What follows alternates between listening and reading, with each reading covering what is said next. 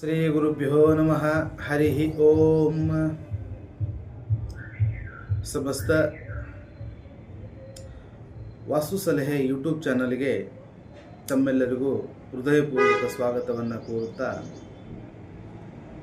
ಇವತ್ತಿನ ದಿವಸ ವಾಸ್ತುಶಾಸ್ತ್ರದಲ್ಲಿ ದಿಕ್ಕುಗಳ ಗುಣಲಕ್ಷಣಗಳ ಬಗ್ಗೆ ನಾವು ಈ ವಿಡಿಯೋ ಮುಖಾಂತರ ನಾವು ತಿಳಿದುಕೊಳ್ಳುವಂತಹ ಒಂದು ವಿಚಾರ. ವೀಕ್ಷಕರೇ, ಪೂರ್ವ ದಿಕ್ಕು ಅಷ್ಟ ದಿಕ್ಕುಗಳಲ್ಲಿ ಬಹಳ ಶ್ರೇಷ್ಠವಾಗಿರುವಂಥದ್ದು ಅಂತ ನಾವು ಎಲ್ಲದರಲ್ಲಿಯೂ ಕೂಡ ತಿಳಿದುಕೊಂಡಿರುವಂಥದ್ದು. ಹಾಗಾಗಿ ಪೂರ್ವ ದಿಕ್ಕಿಗೆ ಪಿತೃಸ್ಥಾನ ಅಂಥೇಳಿ ಸ್ಥಾನ ಪಡೆದುಕೊಂಡಿರುವಂಥದ್ದು. ಈ ಗ್ರಹದ ಗಂಡು ಮಕ್ಕಳು ಮತ್ತು ನವ ಪೀಳಿಗೆಗಳಿಗೆ ಈ ದಿಕ್ಕುಗಳು ಬಹಳಷ್ಟು ಶುಭವಾಗಿರುವಂಥದ್ದು ಅಂತ ನಾವು ತಿಳ್ಕೋಬೇಕಾಗ್ತದೆ. ಮತ್ತು ಪಶ್ಚಿಮ ದಿಕ್ಕಿನಗಿಂತ ಈ ದಿಕ್ಕು ಸ್ವಲ್ಪ ತಗ್ಗಾಗಿರಬೇಕು.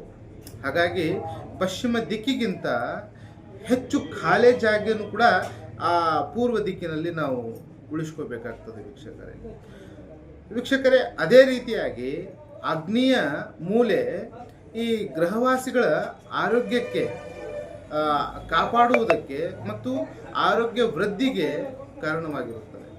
ಅಡಿಗೆ ತಯಾರಿಸುವ ಪ್ರಥಮ ತಾಣವಿದು ಅನ್ನುವಂಥದ್ದು ನಾವು ಆಗ್ನೇಯ ಮೂಲೆಗೆ ಬಹಳಷ್ಟು ವೈಶಿಷ್ಟ್ಯವಾಗಿರುವಂಥದ್ದು.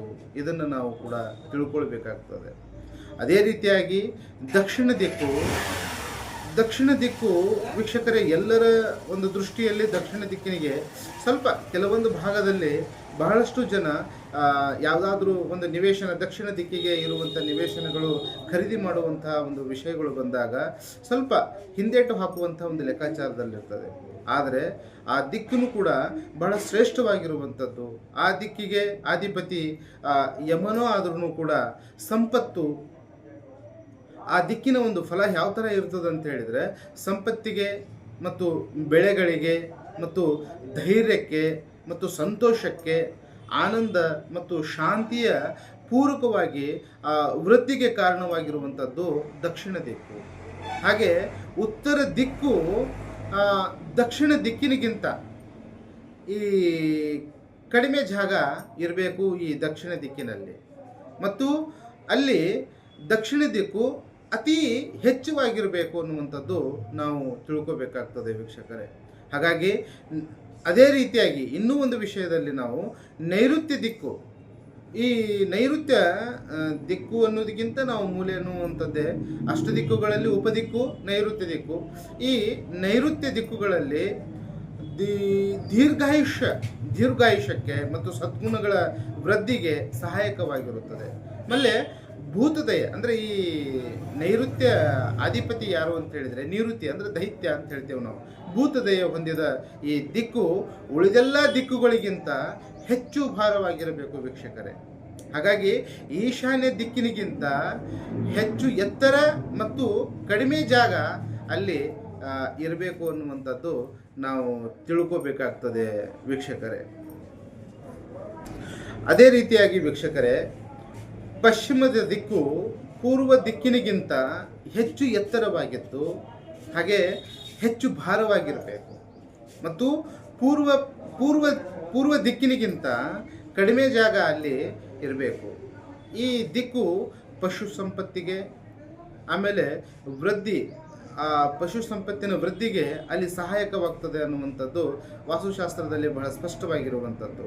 ಅದೇ ರೀತಿಯಾಗಿ ಕೆಲಸ ಕಾರ್ಯಗಳಲ್ಲಿ ಜಯ ತರುವಂಥದ್ದು ಮತ್ತು ಜನಪ್ರಿಯತೆ ಆಗುವಂಥದ್ದು, ಅಭಿವೃದ್ಧಿ ಸಹಜವಾಗಿ ಅಲ್ಲಿ ಸಾಧಿಸ್ತದೆ ಅನ್ನುವಂಥದ್ದು ಆ ದಿಕ್ಕಿನ ಒಂದು ಮೀನ ನಾವು ತಿಳಿದುಕೊಳ್ಳುವಂಥದ್ದು ವಿಷಯ ವೀಕ್ಷಕರೇ.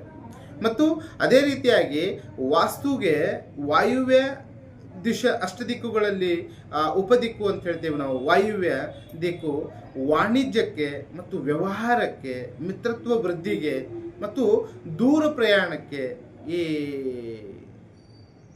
ಅತಿಥಿ ಗ್ರಹ ಅಂತ ಹೇಳ್ತೇವೆ ನಾವು.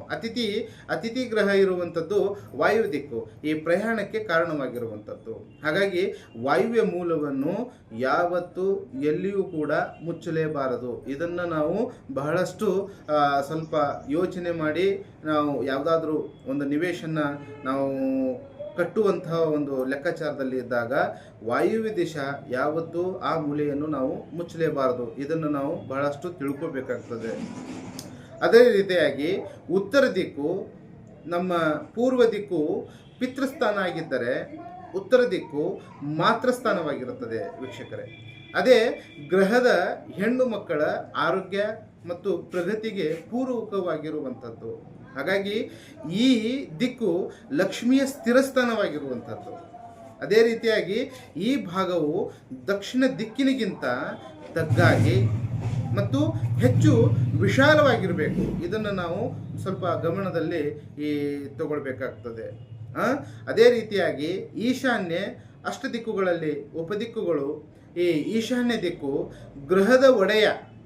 ಗ್ರಹದ ಒಡೆಯ ಮತ್ತು ಹೆಣ್ಣು ಮಕ್ಕಳು, ಸಂತಾನ ವೃದ್ಧಿ ಮತ್ತು ಸಂಪತ್ತ ಸಮೃದ್ಧಿಯಾಗುವಂಥದ್ದು, ಆರೋಗ್ಯಕ್ಕೆ ಒಳ್ಳೆಯದು ಮತ್ತು ಶಾಂತಿ ಮತ್ತು ನೆಮ್ಮದಿಗೆ ಪೂರಕವಾಗಿರುವಂಥದ್ದು ಈ ಈಶಾನ್ಯ ದಿಕ್ಕಿಗೆ ಅಂತ ಹೇಳ್ತೀವಿ ನಾವು. ಈಶಾನ್ಯ ದಿಕ್ಕು ಬಹಳಷ್ಟು ಶ್ರೇಷ್ಠವಾಗಿರುವಂಥದ್ದು. ಅಂದರೆ ಆ ಈಶಾನ್ಯ ದಿಕ್ಕಿಗೆ ಅಧಿಪತಿ ಈಶ್ವರನೇ ಆಗಿರುವಂಥದ್ದು. ಹಾಗಾಗಿ ವೀಕ್ಷಕರೇ, ಈ ದಿಕ್ಕು ನೈಋತ್ಯ ದಿಕ್ಕಿನಿಗಿಂತ ತಗ್ಗಾಗಿ ಮತ್ತು ವಿಶಾಲವಾಗಿ ಈ ದಿಕ್ಕನ್ನು ನಾವು ಇಟ್ಕೊಳ್ಬೇಕು. ಮತ್ತು ಗ್ರಹ ಬಳಕೆಯ ಭೂಗತ ನೀರಿನ ತಾಣವಿರುವಂಥದ್ದು ಈ ಜಾಗ. ಹೀಗಾಗಿ ಇದರ ಬಗ್ಗೆ ನಾವು ಬಹಳಷ್ಟು ಶೋಧನೆ ಮಾಡಿ ಆ ಈಶಾನ್ಯ ಮೂಲೆಯು ನಾವು ಬೆಳೆಸಬೇಕಾಗ್ತದೆ.